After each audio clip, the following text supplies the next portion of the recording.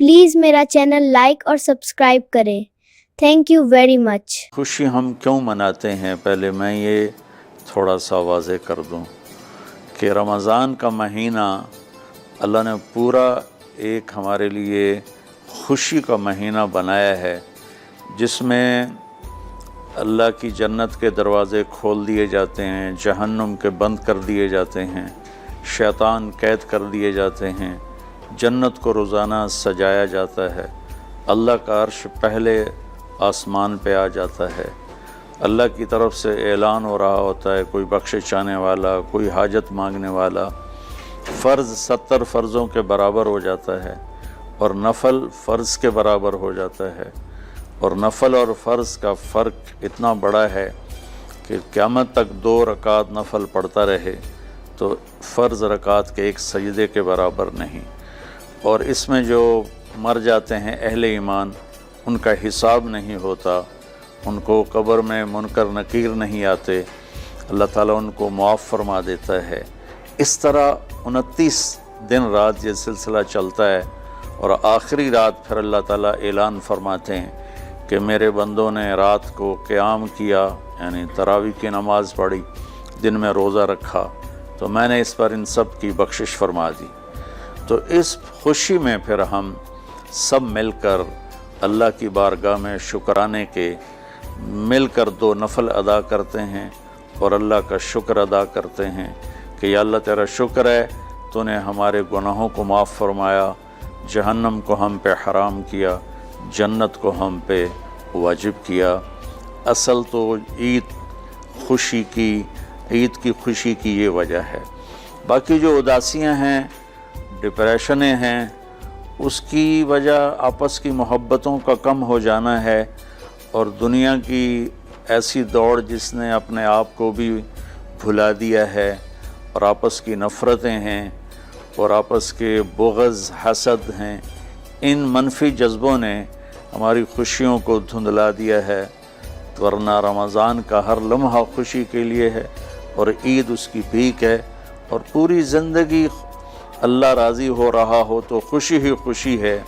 हमें अपने मुल्क से, अपनी नस्ल से आपस की नफ़रतें, हसद, बुग़्ज़ ये मिटाने होंगे, तब जाकर हमें हकीकी खुशियाँ हासिल होंगी।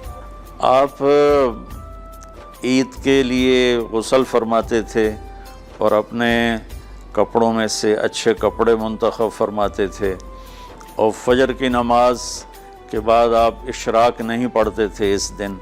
बाकी आपकी सारी ज़िंदगी का मामूल था कि फ़जर के बाद आप इशराक पढ़ते थे, लेकिन इस दिन आप इशराक नहीं पढ़ते थे।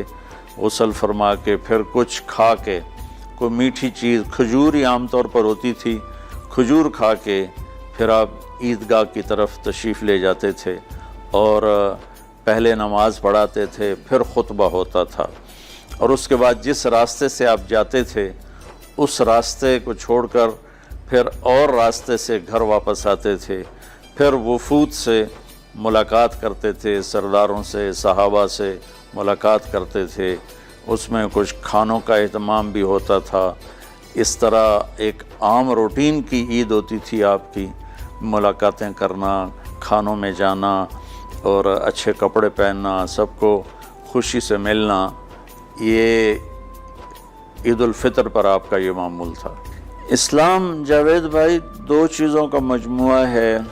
एक अल्लाह का हक़ है जो इबादत की शक्ल में है, और एक अल्लाह के बंदों का हक़ है जो अखलाकियात और मामलात और मुआशरत की शक्ल में है।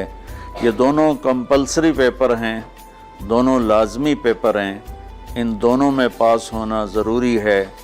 मेरी नमाज अच्छी है लेकिन मेरी दुकान पे झूठ है, तो नमाज इस झूठ की कमी को पूरा नहीं कर सकेगी।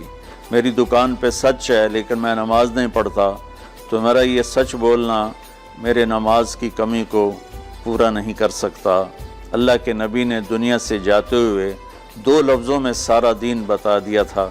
जब आप के जाने का वक्त करीब था तो आप 2 लफ्ज़ दोहरा रहे थे, अस्सला व मा मलकत ऐमानुकुम, मेरी उम्मत मेरे बाद एक नमाज न छोड़ना, और एक उम्मत के गरीब मिस्कीन लोगों से, नौकर ग़ुलामों से اچھا سلوک کرنا، یہ دو الگ الگ ڈیمانڈ ہیں۔ جیسے پانی پینے سے روٹی کی کمی پوری نہیں ہو سکتی اور روٹی کھانے سے پانی کی کمی پوری نہیں ہو سکتی، یہ دونوں الگ چیزیں ہیں۔ اخلاق کو عبادت کی کمی پر نہیں کر سکتی، اور عبادت کی کمی اخلاق کو اور اخلاق کی کمی کو عبادت پورا نہیں کر سکتی۔ ان دونوں چیزوں میں پاس ہونا ضروری ہے، تب جا کر ایک معتدل معاشرہ وجود میں آتا ہے۔ پوری امت اس چیز کا شکار ہے، چونکہ جب بددیانتی اور جھوٹ اور ظلم عام ہو جاتا ہے تو پھر اس میں پورا معاشرہ ہی گناہ گار اور مجرم بن جاتا ہے، صرف حکمرانوں کی بات نہیں رہتی۔ یہ تو ایک سوال کا جواب موسیٰ علیہ السلام کو اللہ نے دیا کہ اللہ تعالیٰ سے انہوں نے پوچھا، یا اللہ جب آپ راضی ہوتے ہیں تو اس کی کیا نشانی ہے؟ تو اللہ تعالیٰ نے فرمایا کہ میں بارشیں موقع پر دیتا ہوں، حکومت سمجھداروں کو دیتا ہوں، پیسہ میں سخیوں کو دیتا ہوں۔ تو پھر انہوں نے پوچھا جب آپ ناراض ہوتے ہیں تو اس کی کیا نشانی ہے؟ تو آپ نے فرمایا، اللہ تعالیٰ نے فرمایا کہ بارشیں بے موقع کرتا ہوں، حکومت نااہلوں کو دیتا ہوں، اور پیسہ میں بخیلوں کو دیتا ہوں۔ تو جب معاشرے میں عمومی بگاڑ پیدا ہوتا ہے تو اس کا اثر پھر اس شکل میں ظاہر ہوتا ہے، کبھی کسی اور شکل میں ظاہر ہوتا ہے۔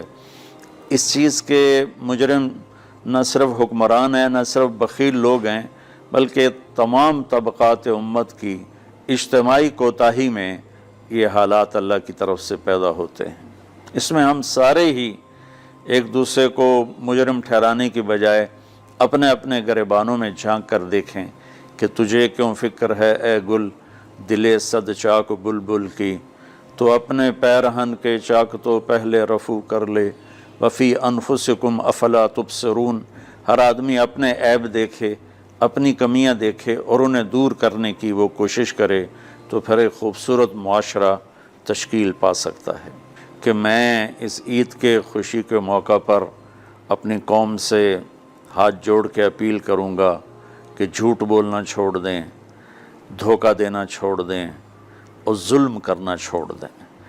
مذہبی نفرت نے ہمیں تباہ کر دیا، سیاسی نفرت نے ہمیں تباہ کر دیا، صوبائی قومی نفرت نے ہمیں تباہ کر دیا، آپس کی رنجشوں کی نفرت نے ہمیں تباہ کر دیا۔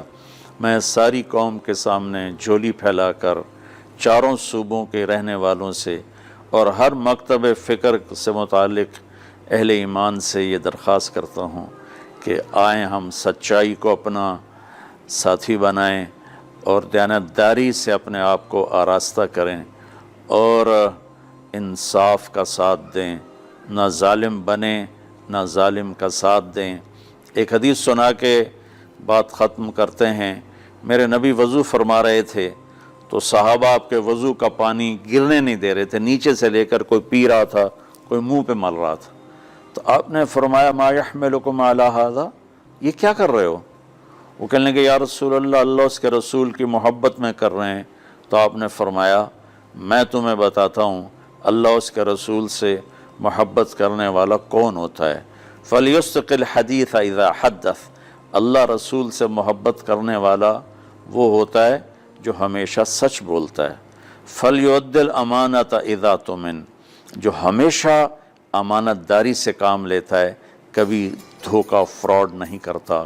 فَلْيُحْسِنْ جِوَارَ مَنْ جَاوَرَهُ، اور جو ہمیشہ اپنے پڑوسیوں کے ساتھ اچھا سلوک کرتا ہے، پڑوسی اپنے ہوں، غیر ہوں، مسلم ہوں، نان مسلم ہوں، وہ ان کے ساتھ اچھا سلوک کرتا ہے۔